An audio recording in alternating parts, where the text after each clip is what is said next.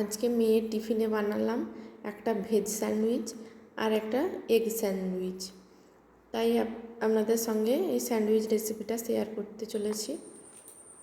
Sandwich বানানোর জন্য আমি দেখুন গাজর, ক্যাপসিকাম, টমেটো আর পেঁয়াজ ছোট ছোট টুকরো করে কেটে নিয়েছি।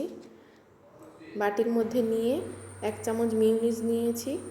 মিউনিসটা ওই সবজির মধ্যে ভালোভাবে মিশিয়ে নেব। ভালোভাবে আমার মেশানো হয়ে গেছে। এবার আমি একটা প্লেটের উপর ব্রেড নিলাম, 1 পিস ব্রেড নিলাম। ব্রেডের উপর ওই সবজিগুলো, মিউনিস মাখানো সবজিটা ভালোভাবে দিয়ে দিতে হবে। আমি 2 চামচ মতো সবজি নিয়েছি। এটা ভালোভাবে ব্রেডের উপর স্প্রেড করে নেব। তারপরে আমি নিয়ে নেব আরেকটা ব্রেডের উপর নিয়ে নিচ্ছি সসটা ভালোভাবে ব্রেডটাতে মাখিয়ে নেব। বাচ্চারা টিফিনে নিত্য নতুন রেসিপি কিন্তু খুব মজা করেই খায়। আমার মেয়ে তো খুব মজা পেয়েছিল এটা খেতে। আরেকটা ব্রেডের উপর আমি সসটা ভালোভাবে মাখিয়ে নিয়েছি। এরপর দিয়ে দেব স্লাইস চিজটা দিয়ে তারপর ওই সস মাখানো রুটিটা ওর উপর দিয়ে দেব। এটা আমি সাইডে রেখে দেব। আরেকটা বানিয়ে নেব এগ স্যান্ডউইচ। তার জন্য আমি ডিম নিয়েছি, ডিমটা স্লাইস করে কেটে নেব। আমার মেয়ে তো এতগুলো খেতে পারবে না, তাই ওই ভেজ স্যান্ডউইচের 1 পিস আর ওই এগ স্যান্ডউইচের 1 পিস, ওই দুটো পিসই ওকে দিয়েছিলাম।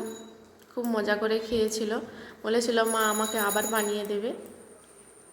কিন্তু রোজ রোজ তো এইগুলো স্বাস্থ্যের পক্ষে ভালো না, তাই আমি বললাম যে ওকে আবার একদিন বানিয়ে দেব। দিয়ে দিচ্ছি অল্প পরিমাণে লবণটা ছড়িয়ে দিচ্ছি। আমি শসা কেটে নিয়েছিলাম, শসাটাও স্লাইস করে কেটে ওই ব্রেডের উপর দিয়ে দিয়েছি। আরেকটা দিয়ে দিচ্ছি চিজ। তারপরে আরেকটা ব্রেডে আমি নিয়ে নিচ্ছি সসটা মাখিয়ে নিয়ে তারপর দিয়ে দেব। আপনারা যদি ঝাল পছন্দ করেন তাহলে কাঁচা লঙ্কা কুচি দিতে পারেন। যেহেতু আমার মেয়ে খাবে তাই জন্য আমি কোনো এখানে লঙ্কা ব্যবহার করছি না। আপনারা ছোট ছোট কুচি কুচি করে কাঁচা লঙ্কা দিয়ে এর উপরে ছড়িয়ে দিতে পারেন। এবার আমি হাফ করে কেটে নিচ্ছি। কেটে তারপর আমি স্যান্ডউইচ মেকারে বসিয়ে দেব হওয়ার জন্য। গ্যাসের উপর আমি স্যান্ডউইচ মেকারটা বসিয়ে দিয়েছিলাম। আমি একটা প্রথমে করেও নিয়েছিলাম, তারপরে আমি আবার একটা করে দেখাচ্ছি। কিছুটা বাটার দিয়ে দিচ্ছি। নামানোর আগে যখন আমি উল্টে নেব তখন ওপর পিঠটাতেও ভালোভাবে বাটার দিয়ে দেব। বাটারটা ভালোভাবে মাখিয়ে নিতে হবে। এবার আমি একটা ব্রাশের মাধ্যমে ভালোভাবে ছড়িয়ে ছড়িয়ে মাখিয়ে নিচ্ছি বাটারটা, যাতে করে না নিচে তলাতে লেগে যায়। তারপরে আমি ওই স্লাইস ব্রেডগুলো দিয়ে দিলাম।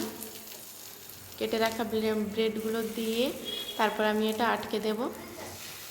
কম আঁচে, অল্প আঁচে হতে দেব এটা, যতক্ষণ না পেছনটা লাল হয়।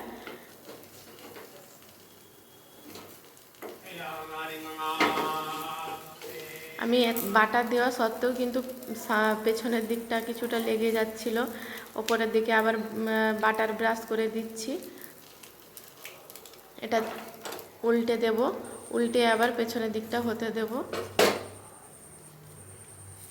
দেখুন কতটা সুন্দর লাল হয়েছে। আমি অপর পিঠটাও আবার ঢাকা দিয়ে হতে দেব অল্প আঁচে, তারপর নামিয়ে নেব। আর এই টিফিন রেসিপিটি যদি আপনাদের ভালো লেগে থাকে অবশ্যই আমার চ্যানেলটি যারা ইউটিউব থেকে দেখছেন সাবস্ক্রাইব করে নেবেন, এবং যারা ফেসবুক থেকে দেখছেন তারা ফলো করে নেবেন।